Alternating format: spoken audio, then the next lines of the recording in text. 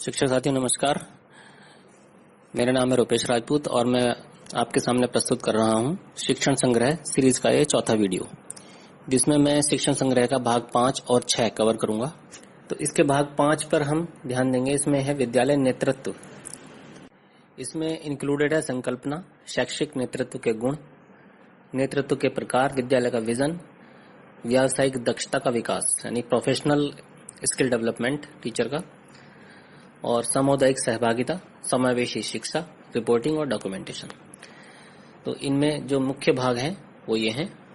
विद्यालय नेतृत्व से क्या तात्पर्य है? School leadership. देखिए, किसी भी संस्था के उद्देश्यों को हमें पूरा करना है अगर, तो एक डायरेक्शन में सबको मिलकर काम करना पड़ेगा और कोई एक व्यक्ति ऐसा होगा जो सबको साथ लेकर चलेगा। उसी को हम लीडर कहेंगे या नेतृत्वकर्ता कहेंगे, और इस कार्य को कहेंगे हम लीडरशिप। नेतृत्व एक ऐसी कला है जिसके माध्यम से आप जितने भी आपके साथ काम कर रहे हैं लोग, उनमें आप एक पॉजिटिव एनर्जी का संचार करेंगे, जिससे आपका टारगेट आसानी से पूरा हो सके। सब लोगों की अलग अलग भूमिकाएं हो सकती हैं आपकी टीम की, लेकिन टारगेट सेम होगा। तो ये स्पष्ट है कि किसी भी स्कूल का जो प्रदर्शन होगा और जो वहां पे टीचिंग लर्निंग प्रोसेस चलेगी, उसकी क्वालिटी काफी हद तक प्रधानाध्यापक के नेतृत्व कौशल पर निर्भर करती है। तो हम आगे इसमें प्रधानाध्यापक द्वारा विद्यालय और शिक्षकों को जो नेतृत्व प्रदान करते हैं वो उनकी चर्चा करेंगे। देखिए, सफल नेतृत्वकर्ता होने के लिए क्या गुण होने चाहिए वो इन्होंने इसमें लिखे हैं कि एक तो प्रधानाध्यापक अपने दायित्वों को समझें, उनके प्रति अपनी नैतिक जिम्मेदारी लें, उनका एक विजन होना चाहिए क्लियर कि मेरा विद्यालय कैसा मुझे अच्छा बनाना है, और उसकी कार्य योजना बनाने की समझ होनी चाहिए। अपने विचारों को दूसरों को समझाने के लिए उनकी कम्युनिकेशन स्किल्स अच्छी होनी चाहिए। अपने साथ के जो टीचर्स हैं उनमें टीम भावना का विकास करें और अपने आचरण से और अपने व्यवहार से खुद करके दिखाएं। सभी के विचारों को सुनें, उन्हें सम्मान दें और फिर निर्णय लें। जो साथी शिक्षक अच्छा कार्य कर रहे हैं उनकी सहायता करने के लिए भी तत्पर रहें, प्रयासों की सराहना करें, उनका सम्मान करें। अब इन्होंने 3 प्रकार बताए हैं। नेतृत्व के जो प्रकार होते हैं वो 3 होते हैं। लीडरशिप 3 तरह की होती है। एक होती है निरंकुश नेतृत्व, ऑथोरिटेरियन लीडरशिप। इसमें जो लीडर होते हैं वो खुद निर्णय लेते हैं और अपनी टीम से अपने आदेशों के अनुसार कार्य कराते हैं।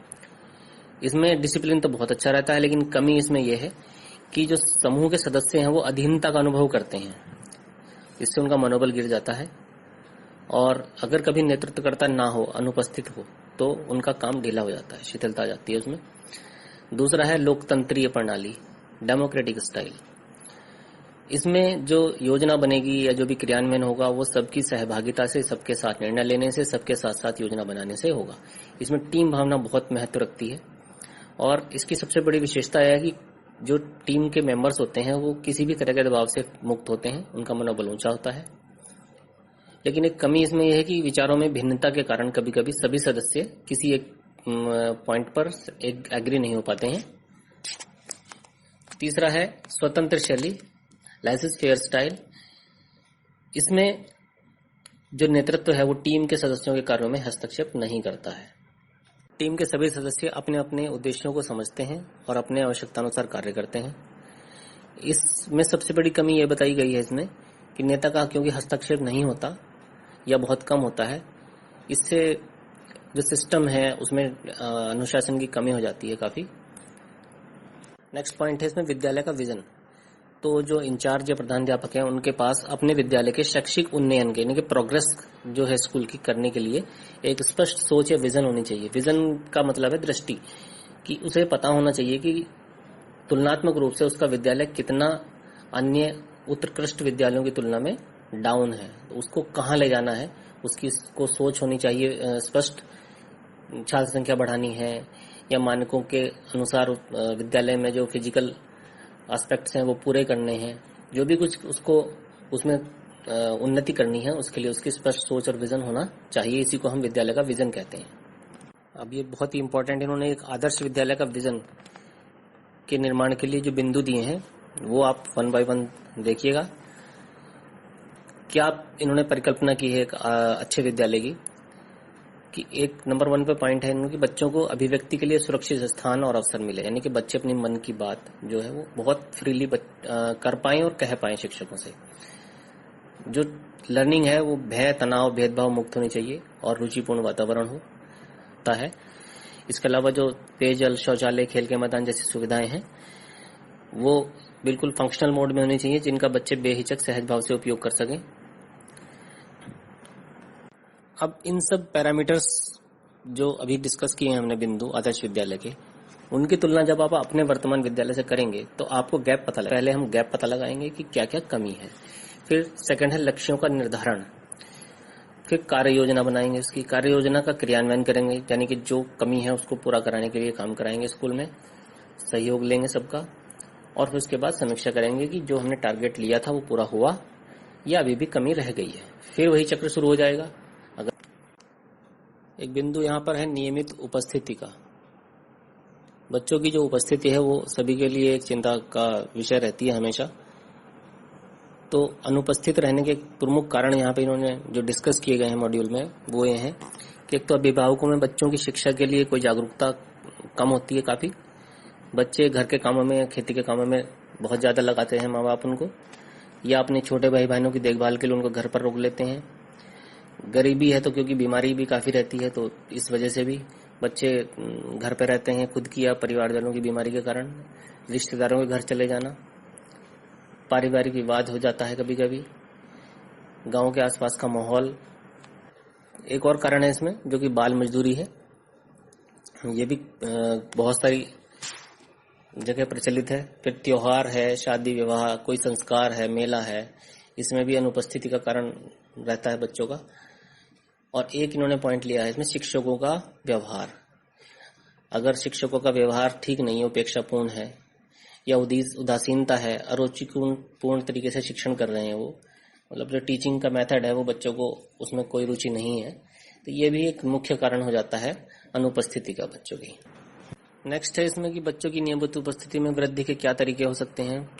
नियमित अभिभावक संपर्क, एसएमसी मीटिंग, पीटीए की मीटिंग, जनप्रतिनिधियों को विद्यालय से जोड़ सकते हैं, समुदाय से सहयोग ले सकते हैं, महत्वपूर्ण दिवसों पर बच्चों की उपस्थिति को 100% सुनिश्चित करा सकते हैं, और नियमित आने वाले जो बच्चे हैं उनके माता पिता को सम्मानित कर सकते हैं।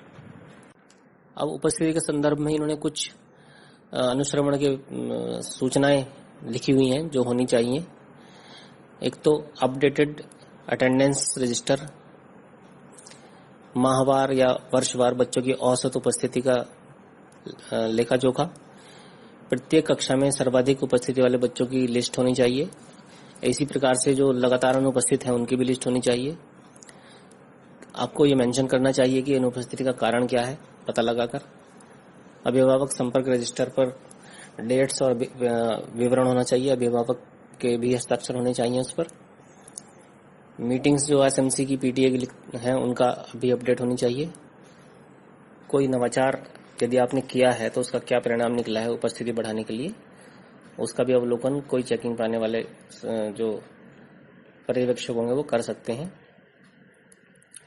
इसके अलावा आप रोचक गतिविधियां क्या क्या करा रहे हैं स्कूल में, खेल कूद, नाटक, बाल सभा, क्राफ्ट, योग, गीत, संगीत, नृत्य आदि। या अगर बच्चे किसी कारण से अनुपस्थित हैं, जैसे शादी विवाह, त्योहार, स्थानीय घटनाएं, संक्रामक रोग आदि, तो उसके कारण अगर उनकी उपस्थिति अनियमित हो रही है तो उसकी सूचना आपने लिखित में रखी है या नहीं रखी है। फिर एक पॉइंट इन्होंने दिया है इसमें, आंकड़ों का प्रबंधन। आंकड़े क्या होते हैं? जानकारियों के संख्यात्मक वर्णन को आंकड़ा कहते हैं, यानी कि आंकड़े संख्याओं का एक संग्रह है जिसे कुछ लाभप्रद जानकारी के लिए प्राप्त किया जाता है। दो प्रकार के होते हैं, संख्यात्मक और गुणात्मक जानकारियां जो होती हैं वो दो प्रकार की होती हैं, एक संख्यात्मक और एक गुणात्मक। तो जो संख्यात्मक जानकारी होती है उसको आंकड़ा कहते हैं। एक टेबल इन्होंने बना के दी है यहाँ पर, कहेगा कि किस विषय में मेरे कितने बच्चे 50% से कम नंबर ला रहे हैं और कितने अच्छे नंबर ला रहे हैं। एक दूसरा, फिर एक टेबल है शिक्षक के प्रदर्शन संबंधी आंकड़े। ये हमारे शिक्षण कार्य से संबंधित है कि जो विद्यालय में मान लीजिए 4 टीचर हैं तो कितनी संख्या है बच्चों टीचर्स की जो लर्निंग या टीचिंग प्लान बना के काम कर रहे हैं वो कितने हैं, इसमें 0 लिखा हुआ है यहाँ पर। और जो TLM का यूज करके उसको पढ़ाते हैं 1 लिखा हुआ है।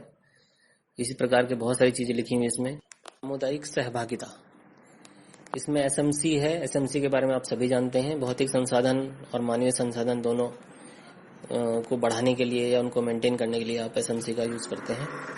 SMC किस प्रकार संचालित होती है ये सभी शिक्षक जो इंचार्ज हैं वो जानते हैं। इसके लिए इसमें ज़्यादा डिटेल में जाने की ज़रूरत नहीं है, क्योंकि इसका काफ़ी डिटेल में ऑलरेडी इसके जो GO हैं वो अवेलेबल हैं, समय समय पर आते रहते हैं। फिर इसमें भाग 6 है जो परिशिष्ट है, यानी एनेक्सर है। इसमें बहुत सारी चीज़ों के सैंपल्स या उदाहरण दिए गए हैं, जिसमें है लर्निंग आउटकम्स के बहुत सारे लर्निंग आउटकम आपको पता ही है, इसमें डिस्कस करने की जरूरत नहीं है, सबके पास लर्निंग आउटकम्स बुक्स में लिखे हुए हैं। शिक्षण योजनाएं दी हुई हैं हर विषय की, हर कक्षा की इन्होंने। फिर एक्टिविटीज दी हुई हैं, क्या करेंगे उसको आप खुद इसको पढ़ेंगे तो अच्छा रहेगा। फिर टाइम टेबल्स दी हुई हैं इसमें, 1 टीचर की, 2 टीचर की, 5 टीचर की। सफलतामूलक कहानियां, केस स्टडीज दी गई हैं। NCF की रूपरेखा है, राष्ट्रीय पाठ्य चर्चा की रूपरेखा है। फिर RTE का परिचय है इसमें। उपयोगी वेबसाइट्स दी हुई हैं, प्रार्थनाएं हैं, समूह गान है, आप उनका इस्तेमाल करके आप स्कूल के बच्चों को सिखा सकते हैं। फिर महापुरुषों के दिवसों की जानकारी है, ये भी काफी अच्छी चीज है इसके अंदर। तो इस तरह से इसमें शिक्षण संबंधित साहित्य भी दिया हुआ है, शिक्षा से संबंधित साहित्य। बेसिक शिक्षा विभाग की प्रशासनिक व्यवस्था क्या है, कौन सचिव, कौन किस प्रकार के कितने सचिव होते हैं, अन्य विभागों से आप क्या सहयोग और समन्वय लेंगे, बस मैं ये पॉइंट यहाँ पर लूंगा। इसके अलावा इसमें शब्दावलियां हैं, महत्वपूर्ण संपर्क सूत्र हैं।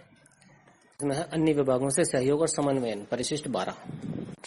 ये बिंदु मैं इसलिए ले रहा हूं क्योंकि हमें काफी चीजों की जानकारी इसमें शायद ना हो। तो किस किस विभाग से हम क्या सहयोग ले सकते हैं या क्या रोल विभाग का होता है हमारे लिए। स्वास्थ्य विभाग, आप सब जानते हैं कि बच्चों को निःशुल्क स्वास्थ्य परीक्षण, टीकाकरण, रोगग्रस्त बच्चों का चिकित्सक द्वारा निदान, ANM के माध्यम से सहयोग से विद्यालय में स्वास्थ्य शिविर का आयोजन करना आदि, या फिर डीवर्मिंग टैबलेट्स हो। फिर है महिला और बाल विकास विभाग, आंगनबाड़ी, परिचित हैं आप कि क्या क्रियाकलाप होते हैं वहां पर छोटे बच्चों के लिए, पुष्टाहार वगैरह किस प्रकार बढ़ता है। वन विभाग है, ये भी आप भली भांति परिचित हैं, कितना अच्छा सहयोग विभाग प्रदान करता है वन विभाग, वृक्षारोपण कराना, बच्चों को पेड़ पौधे से होने वाले लाभ की जानकारी देना। DMS की व्यवस्था करता है पंचायती राज विभाग, प्रधान यानी के, और संपूर्ण स्वच्छता अभियान के अंतर्गत स्कूल की सफाई का दायित्व भी इन्हीं का है। साइट्स दी हैं, हेल्पलाइन नंबर्स दिए हैं बहुत सारी, ठीक है। तो साथियों, उम्मीद है मेरी त्रुटियों को आपने इन सब सीरीज जो शिक्षण संग्रह की है पता लगा लिया होगा। मुझे फीडबैक से आप बताएं कमेंट सेक्शन में क्या कमियां रहीं, ताकि अगले वीडियोस में उनका सुधार कर सकूं। इस प्रकार शिक्षण संग्रह का ये सीरीज कंप्लीट होती है। बहुत बहुत धन्यवाद।